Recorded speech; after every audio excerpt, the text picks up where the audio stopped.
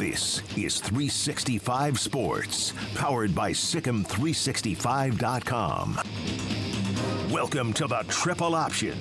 Here's your host, Paul Catalina. All right, here we go. We're back. How long was I in there? Yeah, we don't take long breaks on this show, Chris. Sorry. Yeah, that's all right. That's right. You got to go. You got to go. Yeah. You got to go. You got to go. Before the break, we teased. Listen, we're chasing clicks and page views when we talk about Deion Sanders.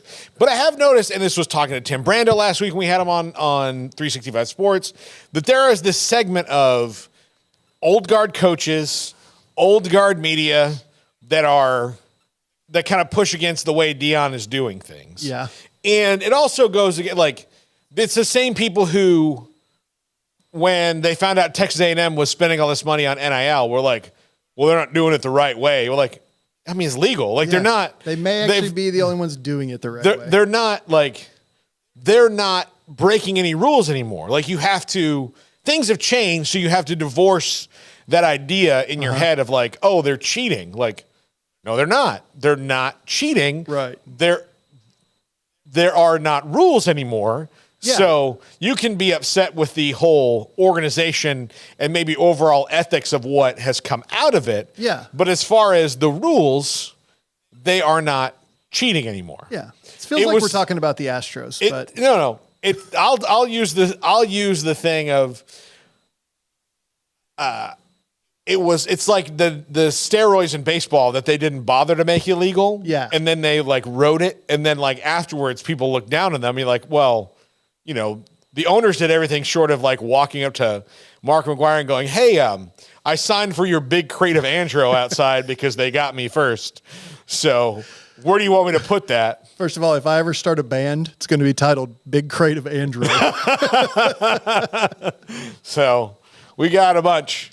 I said, if they say they didn't get it, you tell them that the owner signed for it. Yeah. Me. I'm all for it. Take as much as you need. But that's kind of how it might be looked at later on. But so there's all these people that are mad about these certain things, and they don't like.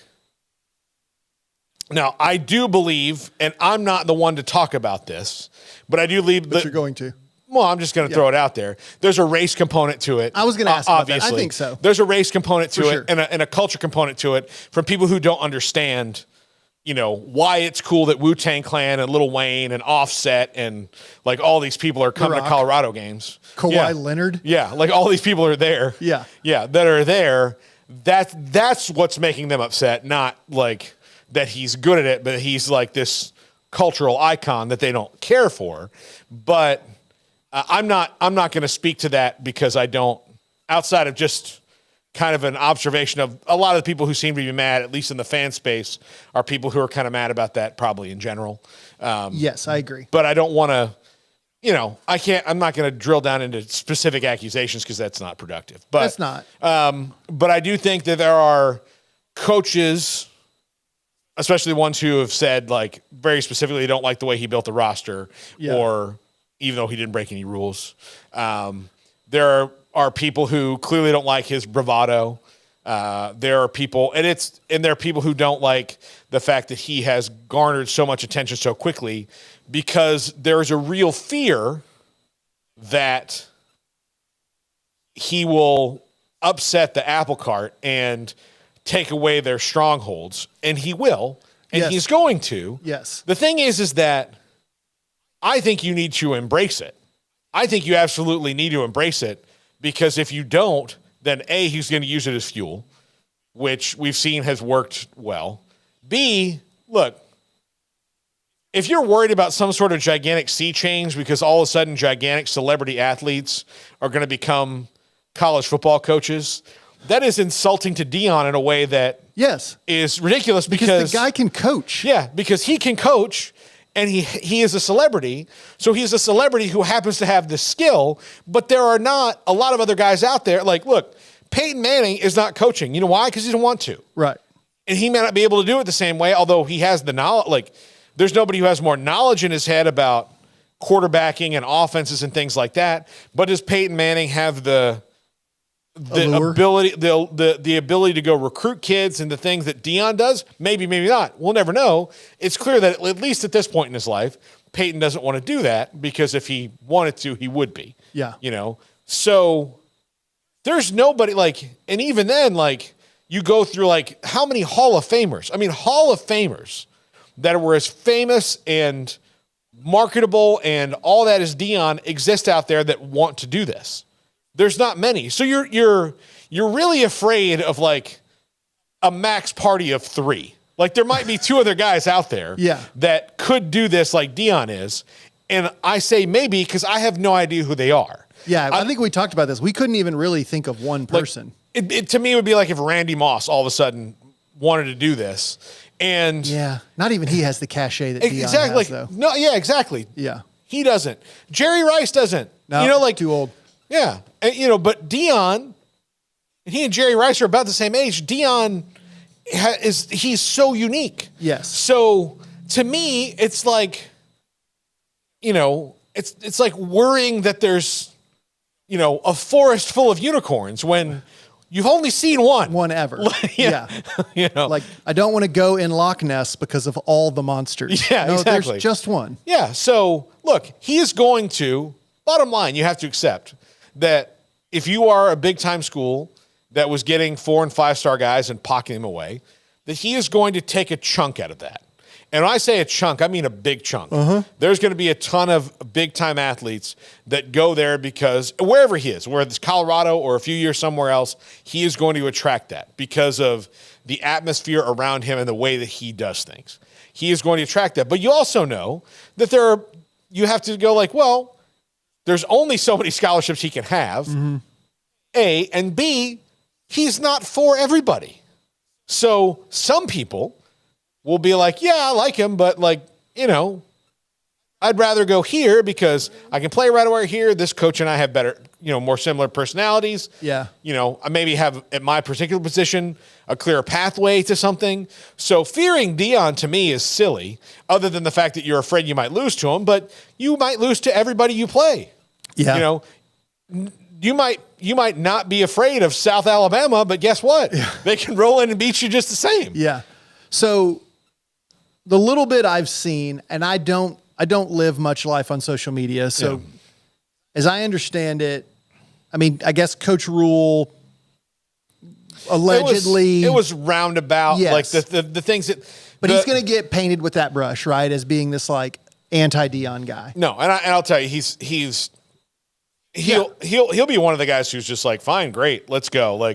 Right. Nothing he can do about it. He just needs to. But the narrative, that if the narrative needed fuel, it reached out and grabbed Coach Rule as part of a support for the argument. Yeah, because they preyed on the Buffalo and Shadur said that was disrespect and all that. So. And then I guess Danny Cannell, I know he's probably one of your leaders from his time at Florida State. Yeah, I mean, I like Danny, but I think he may have put his foot in his mouth on Twitter, but who amongst us hasn't? Well, Danny does that a little bit. Yeah, he's kind of a cranky old guy a little bit. Polarizing. Yeah. And then I guess the cat at Colorado State, obviously, I get what he was trying to do. Here's the deal. It almost worked for him. It almost worked, yes. It almost worked, yeah. Yes, if his guys knew how to handle that better, probably would have worked. Yeah, they just handled it like buffoons. 16 penalties or whatever they committed, especially 17. the 17 penalties, and then one of them being a horrible cheap shot on Travis Hunter. You would have probably looked better in that regard. But Jay Norvell, he took a calculated risk. Yes, he did, and it almost worked. Yeah. Yes, I don't fault Jay Norvell for anything he said or did. Yeah. I think it was on Thursday. I was like, dude, why are you doing this? He doesn't need to create. You don't want him to create a narrative. Just let him. Yeah.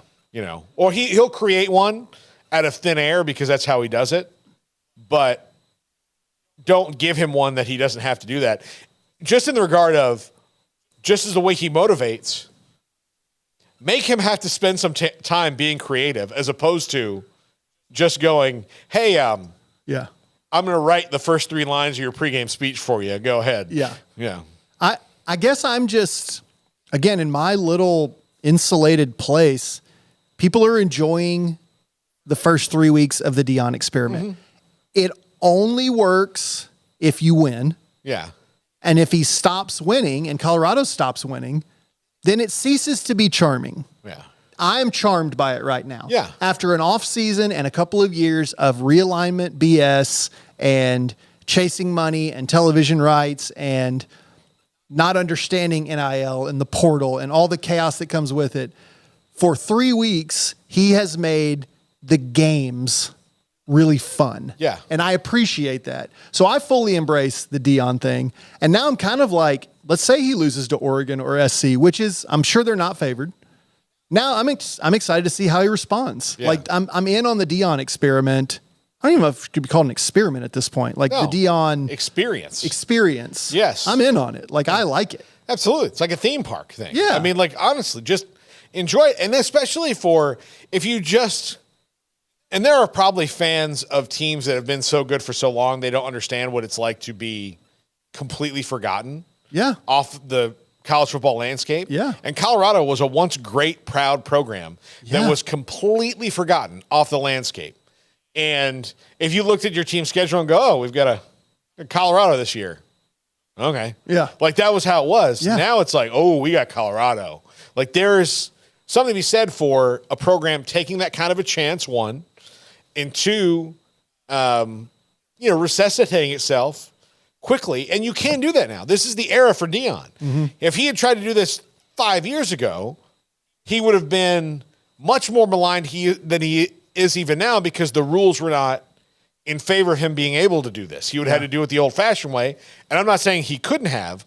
I think that he would have run up against things that he would not want to deal with because he was going to be outspoken about it, and then it would have been used against him. Yeah. Unfairly because they would have eventually changed the rules and be like, well, see, I told you I was right. Yeah. But then that, kind of never goes away. Yeah. So he's the right guy for the right time in a really unique place. And here's the deal. It's not going to last forever. Like No. there will be a Deion era and then he'll retire and move on. Yeah. And you won't have to worry about him anymore. And I know that you're trying to win now and everybody's trying to win now. And I do think it's interesting that there are coaches in certain places that are coaching with the knowledge that if they don't succeed, that Deion Sanders is getting a phone call about their job. And I will tell you one of them, and he's doing a really good job now, but Mike Norvell is that guy. Really? Mike Norvell, no. Well, he and Deion interviewed for the job at the same time. And Deion did not get the job at Florida State because he had not finished his degree. And this is according to the athletic director at the time, David Coulter, and that he had never coached before. So he could not sell that to the people that, the money people at Florida State. So that has fueled Deion in a different way.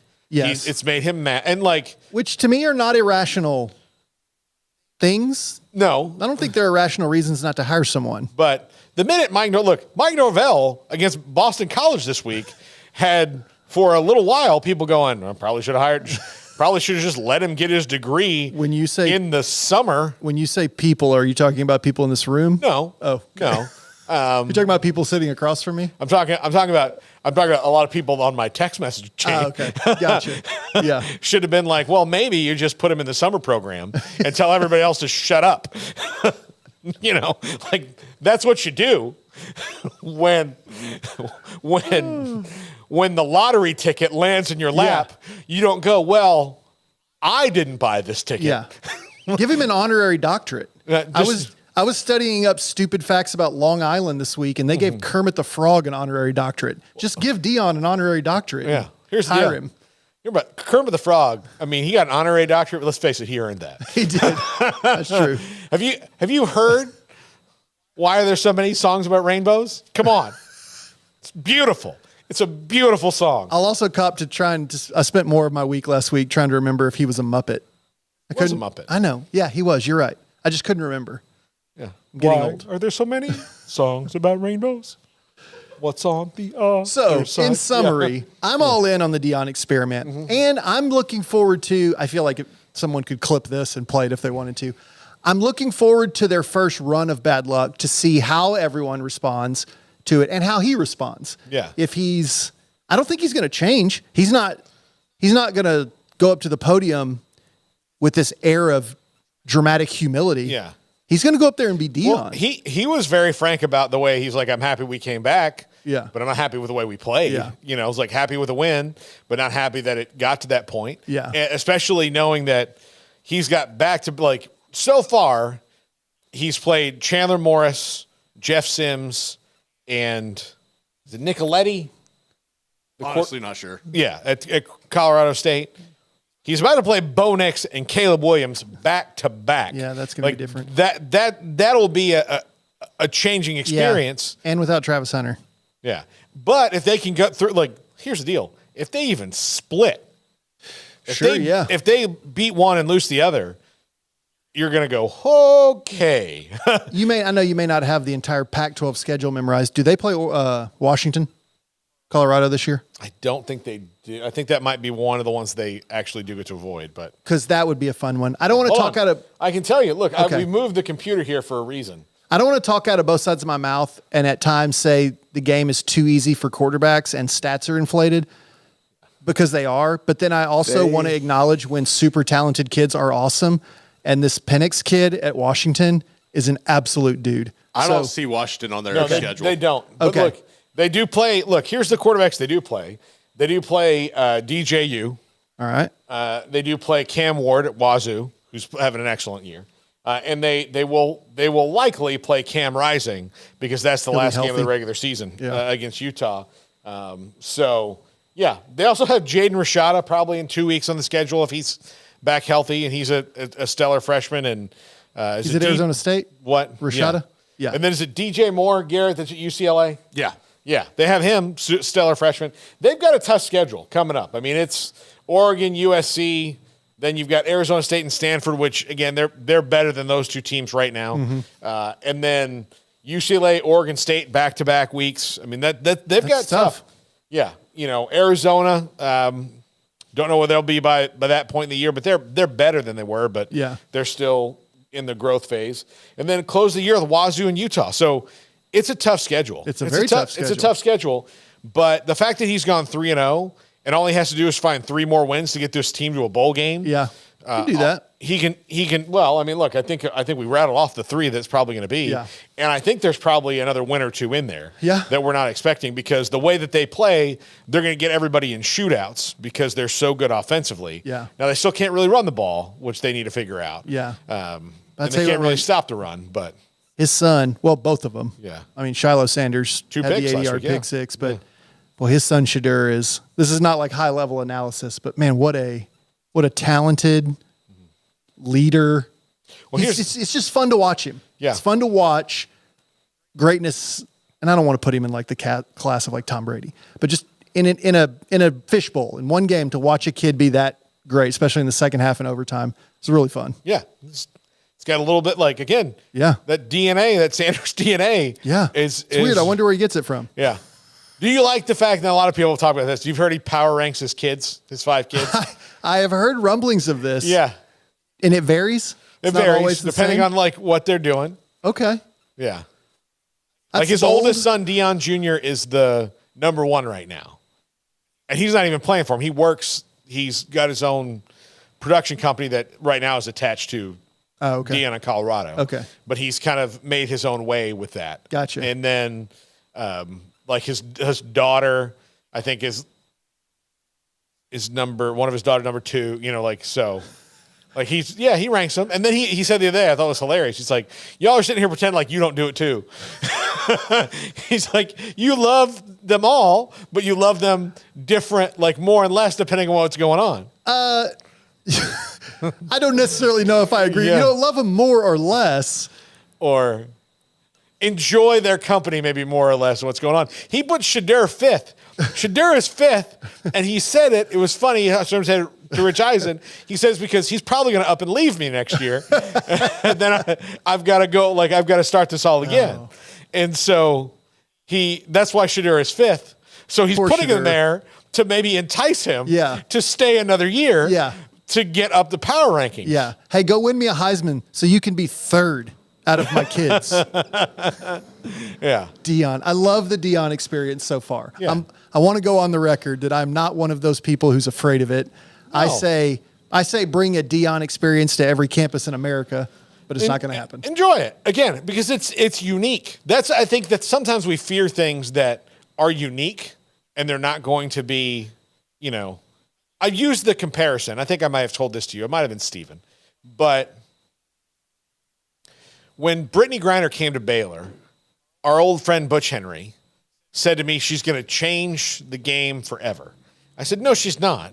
She's going to change the game she's in, but there's not not this forest of Brittany Griners that only one person has discovered that now once the secret's out, it's out. Like she is such a unique athlete that Brittany Griner is certainly going to change women's basketball for the game she's in and the time period she was going to be there. That's for sure because there were not people who can do what she did before she came. Right. And there may be after, but it's not like, there's just going to be this water wall of people just flooding people coming out of the woodwork saying like, oh, I can do this too. Yeah. No. Like that, saying that, like, again, like you said before, is kind of an insult to them in their uniqueness. Right. Like saying that Deion is going to change things irreparably for college football. Well, not really. I mean, he's changing the era that he's going to be, whether it's, 10 years or 20 years or however long he's going to do this. Yeah. Like we might as well just sit back and enjoy the ride. And yeah, you can't compete with his celebrity, but the reason you can't is because there's not many people in the sports world that are as famous as him.